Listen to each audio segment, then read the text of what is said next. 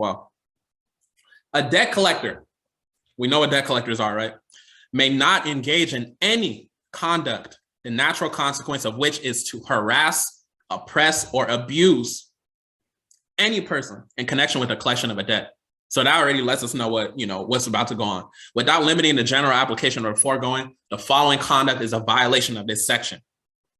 Remember, when you see violations, you circle them, you put them down as exhibits. If it's a phone call, screenshot it, print it out.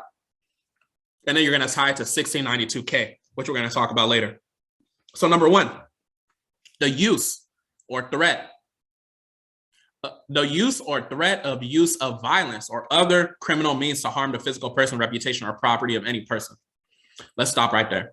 So 15 USC 1692D, right? 1692D, harassment or abuse. 1692D, number one, the use or threat of use of violence or other criminal means to harm the physical person, reputation, or property of any person. The most important part I want y'all to focus on, because a lot of what we're focused on is credit, is your reputation. If you have a negative item on your credit report, your consumer report, whatever you want to call it, is that not a harm to your reputation? That looks like it's a violation of 15 USC 1692D, number one. So really look at the words and how you can use it and apply it within your specific situation. If you got an inquiry, that's harmful to your reputation. Technically, credit reporting is optional. So you got to understand that, you can really structure your credit report, consumer report how you want to.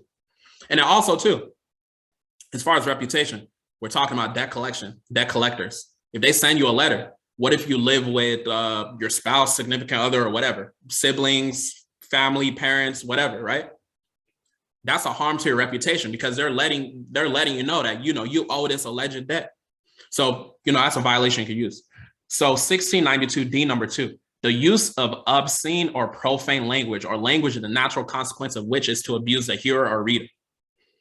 Obscene or profane language, you, the consumer, you determine that. To me, if I look at a letter and it says this is an attempt to collect a debt, that's obscene or profane language to me.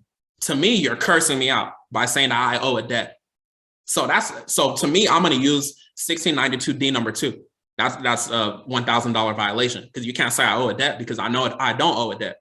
I know I'm the original creditor. I know I extended that credit to myself, right? So obscene or profane language is up to you. If you see an amount, a dollar amount, if that's obscene or profane language, that's obscene or profane language to you. So really understand that. Number three, I wouldn't worry too much about it. Number four, I wouldn't worry too much about it. Number five, causing a telephone to ring. So we'll stop right there.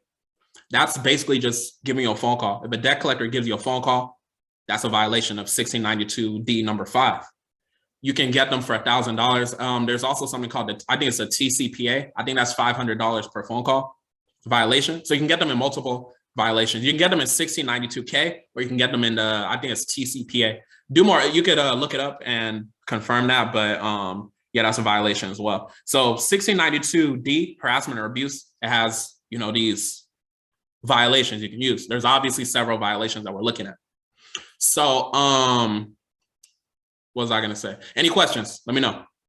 Let me know. No questions so far?